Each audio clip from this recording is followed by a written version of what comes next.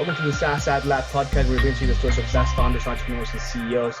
My name is Luis. I'm the founder of Fantôm Agency, a digital marketing agency specialized in scaling SaaS companies. And today I have the pleasure of interviewing Jon. He's the CEO over at Content Launch. First of all, Jon, thank you so much for being on here today. It's a pleasure. And to start off, why don't you just kick us off, telling us a little bit more about yourself, about Content Launch, and kind of how everything came to be. Like, where was it that you found the opportunity to build this company? Yeah, thanks for having me. Always great to be on some of the important podcasts in the industry. So Content Launch, we've been doing this for 15 years. So when we started doing content, it was called copywriting way back in 2003. So content marketing didn't even really exist as a term. So we wrote content right from day one for a lot of agencies here in California. And started doing like ad copy and things like that. And then eventually started doing a lot of SEO copy, blog posts, and then ebooks and white papers. And over a period of about 12 years, we wrote content for over 700 companies. Wow. Had a team of writers, all hand selected by me. And we just really wanted to get great at content production and content marketing, and helping in that life cycle, if you will, on the front end. And then about 5 years ago, I decided to build a platform, a content marketing platform, to support our clients who really needed more of a system to plan, create, and distribute their content. And they needed something affordable. There really wasn't an affordable content platform built for small agencies and small companies. So that's what we built. And so we now have Content Launch, the content marketing platform, which enables content ideation, content ordering. You can write content in the platform if you like. You can bring freelancers in, your team of writers. You can push content out to all the places it needs to go inside the platform. So now we're working hard getting that out there. Very, very cool. So you've been doing this for a long time. Essentially, you started off as an agency, right? Like a content writing agency. Yep. And then focused on that. Obviously, like you saw the pain points that some of your clients were having. That's where, the idea to create the software came from. Are you still doing the agency, or are you 100% focused on the software side of things? So we're 100% focused now on the software. All of our agency stuff kind of got merged into the software company, and now is really our managed services division of the company. So we still do a lot of content strategy consultation and things like that, and that all falls under managed services. But yeah, it's all one company now. Very cool. Now, when you talk about content marketing, I guess your clients are small businesses, agencies, so you deal with a lot of content from, I think, smaller companies, if that makes sense. What is the best way to create a content marketing strategy when you're in that stage? So a lot of small companies and startups don't have a lot of budget. They don't have a lot of people. They don't have the time, but they've got to get their word out. They got to get their message out, their products and services. And so when it comes time to promote the company and the products and services, a lot of companies naturally fall into the advertising paradigm where they're going to do Facebook ads and Google ads and all the advertising stuff. But what we come in is we come in and counsel them and say, hey, you could do all that advertising stuff and you probably want to do some of it, but really the best use of your marketing budget is content marketing, because that's stuff that you own. You're Right. not renting land, you're owning the land. So you own your blog, you own your website, you own all your ebooks and white papers. And it just makes sense that you want to have all that content so you can educate your prospects and your clients, partners, other people on important subjects in that industry. And that helps build a relationship with all these folks. And that's what it's really about. You can't really build much of a relationship using advertising. You can, but it's harder. People don't like to be sold to, right? People want to build a relationship with you. And so that's really the major tenet of content marketing. So when I talk to a startup or a small company, I say, well, if you've got $3,000 to spend every month on your marketing and advertising, spend at least half of that on content marketing. Get a blog going, get some blogs up there, look at your emails, let's get some emails going, maybe in one ebook, one white paper is a downloadable offer on your website, just to kind of get the ball rolling, right? And then you can always build from there. I completely agree with you, and obviously, like Fantom, right? It's a paid advertising agency specifically. We don't do any content. Okay. But what you said, it's completely like how we think. Also, like there is, and this is something that I tell potential clients, when you're walking down the mall or something, and this is kind of like the what do you call it? The metaphor of it, right? You're walking down the mall, and then you approach this little island and there's some guy there or a woman that's trying to sell you some lotion, right? You have no idea who they are. You don't know their name. You don't know the company. You know the ingredients. You know absolutely nothing. They come to you and they want to put some lotion on your arm so that you can try it. But you don't trust it. And it's almost disrespectful, right? To come in and do that kind of like direct response marketing kind of thing where I still don't know anything about you, but you want me to spend money and invest in your product. Right. And that's kind of how we approach it. We don't like to run, essentially cold ads to a cold audience that doesn't know anything about our clients. And on top of that, it's just, I like to think of it as saying, it's just respectful, right? So instead we use the content approach where you're actually educating people on how your product works. And at the same time, framing them so that when they're at the right spot, essentially at the right, stage, they can actually sign up because they know who we are, not because they saw, a shiny deal or something like that, essentially. Yeah. And the way I like to explain it to folks is treat your prospects like they're a new friend. Mm-hmm. And how would you build that relationship with a new friend? You wouldn't like go all in and tell them everything about yourself right away and try and sell yourself to them. You would get to know them. You'd ask questions. You'd find out what, drives them. And then you would, maybe over a period of a few weeks or a few months, get to know that person. Right. Same thing with your clients, right? So don't go all in and say, hey, buy from me. Because that's just, like you said, it's disrespectful. And it's just not good business, right? Right. And it's not, pleasant, I guess is the right word for it. Like, nobody likes to be sold. I think people much rather, make the decision on their terms instead of feeling pressured or feeling like they essentially have the right time to do so or something like that. But yeah. What's interesting is people don't like to be sold to, but they love to buy.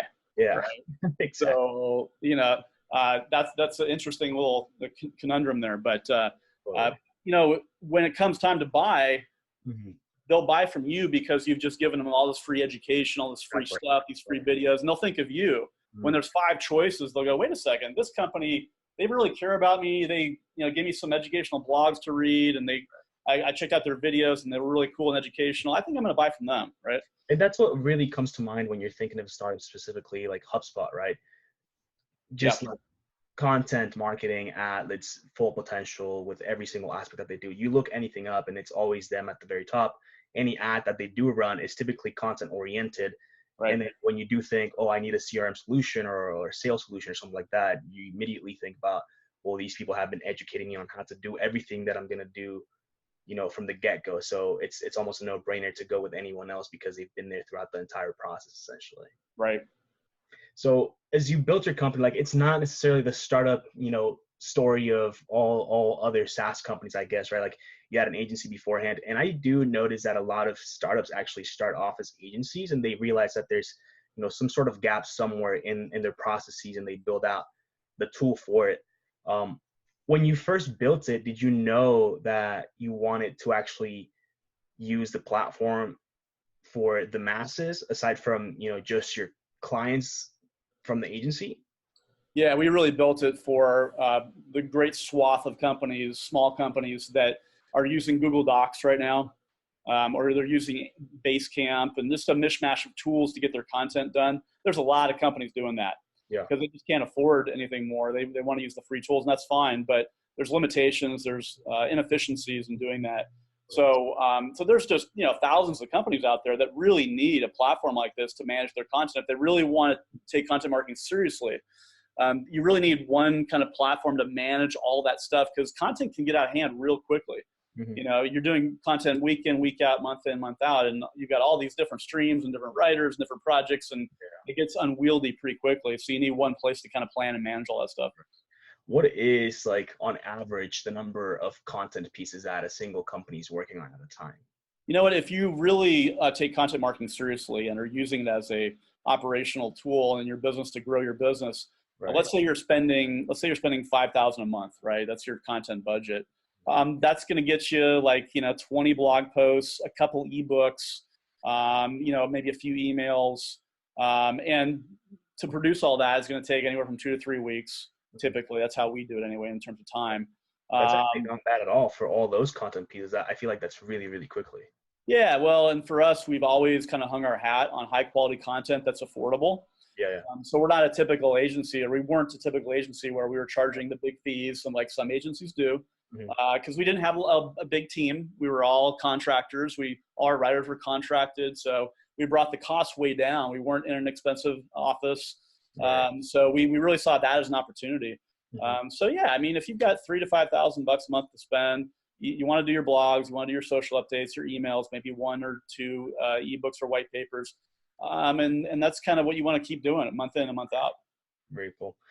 As you built this out, obviously a lot of your agency clients started using the platform on its own.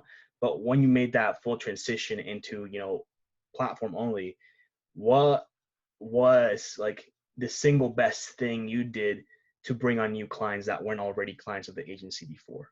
That's a good question. So we're still kind of in that phase, Hmm. so we're scaling it.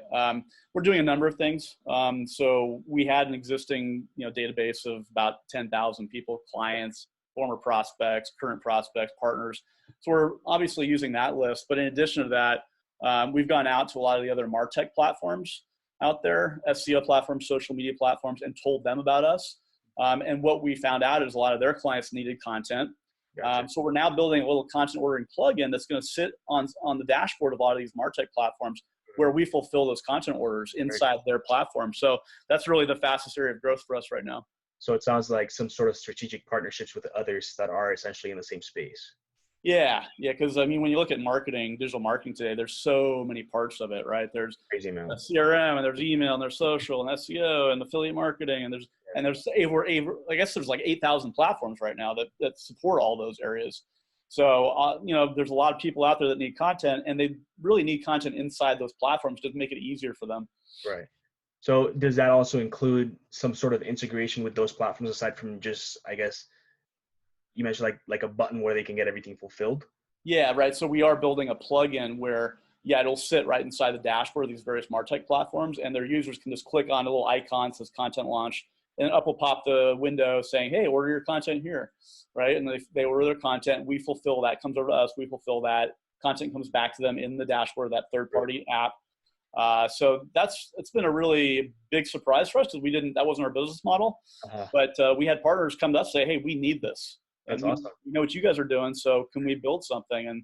And that was about a year ago when the first partner came to us, and so we've been building that out. Uh-huh. That's awesome. Yep.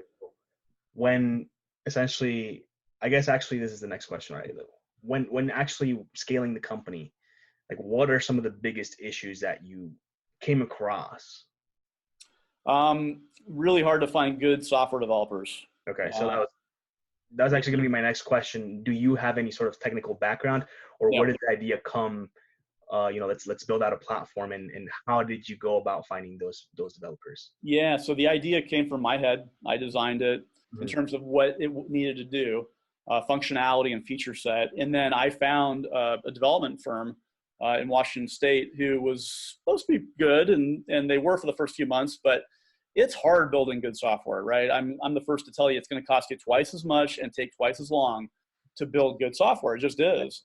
And I went in kind of, rose-colored glasses on, thinking, oh yeah, we'll get this done in 8 months and it'll cost this. And it's never like that. So unfortunately, we had to fire our first development team and then bring on some additional new folks. And we went through probably 15 or 20 developers before we found our core team of 3. Yeah, it's because you're asking software developers to do a lot, right? And they've got to be affordable too, and that's hard to find. Yeah, definitely. Developers are expensive, so it's hard to find them good quality ones at a reasonable rates. But really cool. What is one thing that you're currently trying to accomplish with Content Launch? So the content ordering plugin I mentioned is sort of our biggest initiative right now. So we're really trying to build that out and do some beta testing with that. We're also building a measurement module inside the platform where all the content analytics are going to live. And we do have some analytics built in now, but we really want to build that out. And then last, we really want to reach out to all the small digital agencies out there. And we've probably tapped into maybe just a third of them. I think there's like 10,000 small digital agencies in the US alone. And we've probably approached about a third of them. So we've got a lot of work to do in terms of introducing ourselves to them. Very cool. What is the approach? And obviously this is like me asking you this question, well, every question, but if an agency doesn't do any content for its clients, right? Like in this scenario, like Fantôm, we don't do any sort of content or anything like that. If they ever need anything, they have to go through someone else. Right. How would someone like me benefit from content launch in this case? Like, is there a way that I use content launch, but I don't have to essentially touch anything at all? Yeah, we have a lot of agencies that are like you guys, and they just refer us the business, and then we give them a rev share. So we have a very robust partnership program, and obviously it helps your clients if they can get content done quicker, faster, easier, more affordably. So we both win, and so we have a few agencies that are doing that with us. I'm happy to talk to you about it offline. Cool. So really another way to scale, right? Like you mentioned just now, there's about 10,000 or so agencies in the US alone that could potentially be doing that with you. And then not all of their clients, obviously, but a majority or maybe like a fraction of them would then become your content launch clients as well. Yep. Yeah, absolutely. Now let's talk a little bit more about culture, right? You've been doing the agency for a long time, and then you transformed into a platform. What kind of things are important, for the audience to understand a little bit more about the culture of the employees? Like what things are something that must be there in your case to have a successful employee, essentially? Yeah, so an agency is very different than a software company, and there were a lot of growing pains around that. So in terms of the culture, really we look for folks that are comfortable in startup mode, where they can wear many hats, where they're comfortable kind of making up their day and their agenda, what they're going to get accomplished, kind of self-starters, maybe had previous software SaaS experience, previous marketing SaaS is even better. But we're lean and mean. We have like 5 people that really run the company, and then we have a lot of contractors. So everyone's got a lot of weight to carry, and so that's important. The other thing is we give everybody an equity piece of the company, so they're invested, and that's been a really good thing for everybody.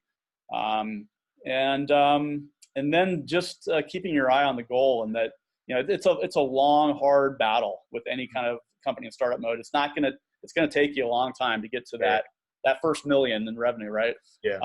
But then once you get to that 1 million mark, then I think things get a little easier in some respects. So we're still kind of on the road to that goal.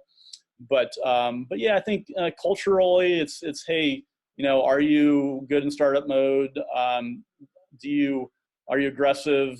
Are you kind of an out of the box thinker? Those kind of people is who we look for. Very cool. Let's switch over to a little bit more of the personal aspect of running a business, starting a business, and the list goes on and on, right? What is the most challenging thing on a personal level, growing the company? Yeah, I think I'll get personal, like having a relationship, girlfriend, boyfriend, husband, wife, they've got to be really understanding, and you got to sit down and have a conversation with them. If you're doing it, let's say you got married like I did 18 years ago, and then you started the company later, like into the marriage, you have to sit down and really have a heart to heart. And it's going to take a lot of time. So it's probably best if your partner has kind of maybe an entrepreneur as well. Like they get the whole startup thing, like that can actually work really well. And I know a lot of couples they're both entrepreneurs, right? And that's usually the best scenario. In my case, that wasn't the situation, and there were a lot of issues around that. So I think that's the biggest thing. And I think if every entrepreneur was being honest, they would say the same thing. Yeah, and this is because, is it a time thing? Is it an emotions thing? Because we're always, up and down. Like something happens, something's good, something's bad. Well, it's twofold. It's money, it's financial, right? Because there's a lot of expenses, and we have investors, and there's all kinds of financial stuff, right? And then it's just sort of the time thing, which is, if you're doing a startup and you really want to succeed, I hate to say it in some respects, but you're kind of married to it. You kind of are. Yeah. If you really want to do it right. So that's just the reality. I wish I could say something different, but in my experience, that's not the case. So. Yeah. And it's fine though, right? Because you enjoy it. I mean, this is my passion. Yeah, exactly. I'm very lucky to do what I do. Yeah, 100%. Now, I was gonna say, I just blanked here. if you could go back to when you first started the platform, or actually I guess when you started the platform, but you didn't have any other agency clients to bring on, what would you have done differently today if you knew like what you've been through so far? Wow, that's the $1 million question right there. That I would have done a lot differently, Yeah. right? But I would say that we would have built more of a prototype, and then tested it out quicker. We kind of did it the other way, which is we built the whole thing and then we put it out there, and we probably should have done it the lean startup way. And I knew about the lean startup methodology and everything going in, but to me, I just, not being a technical person and not being a developer, it just didn't make sense. It didn't make sense to me. Yeah. But now I get it. So yeah, that's what we would do differently. Very cool. What is your biggest accomplishment with Content Launch? My biggest accomplishment really is the 3 books that I've written. So I wrote my first book 10 years ago, Content as Currency. I'm sorry, Content Rich was my first book. Then Content as Currency was my second book, both content marketing how-to books. Mm-hmm. And then my third book came out 2 years ago called Future Marketing, which is kind of looking at the next 15 years of marketing, where we're going.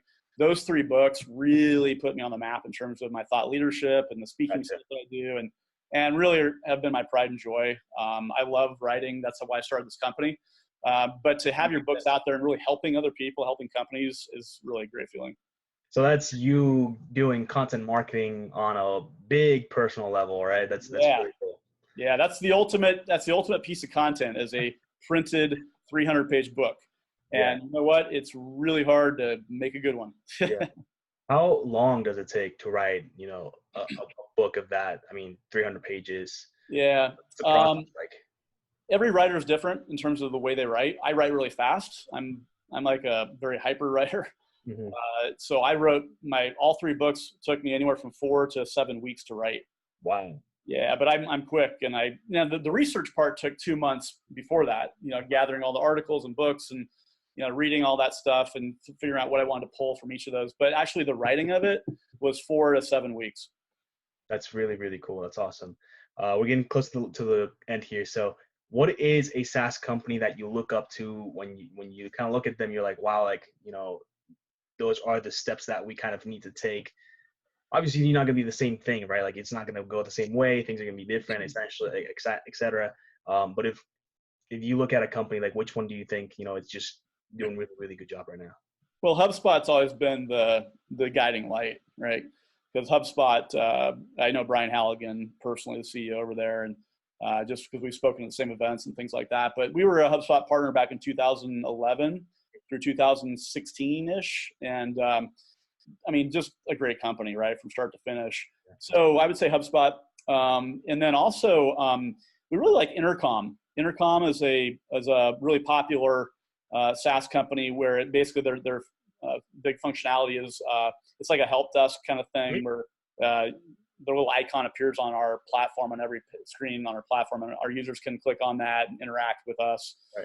Intercom is just a really great tool, and it's very affordable. So we look at Intercom not only for their functionality, but also the company. Yeah, and they've got a good culture too. And I mean, them, Slack, HubSpot, all really good. Yeah, Slack's another one. Yep. Definitely. And where can people find you online, John? Where can people get your book? Yeah, so the books are all on Amazon. Okay. Future Marketing is the one that I recommend. It took me 3 times to really get it right, so the third one's pretty good. And then best way to get a hold of me is just email Jon, Jon at Content Launch, like you're launching a rocket, contentlaunch.com. Cool, awesome. Thank you so much. And last question, John, do you have any questions for me? Not really. I just really appreciate the opportunity. Really Definitely. Great to be on with you, and thanks for asking me. Definitely, for sure. And again, thank you so much for being on here today. It's a pleasure, and I feel like you gave a lot of information a lot of people can find really, really useful. So I thank you for that. And for anyone that's watching, make sure you subscribe to the YouTube channel. So follow us on Instagram, all those platforms, and listen on your favorite streaming platform. So thank you all, and we'll catch you soon. Thanks.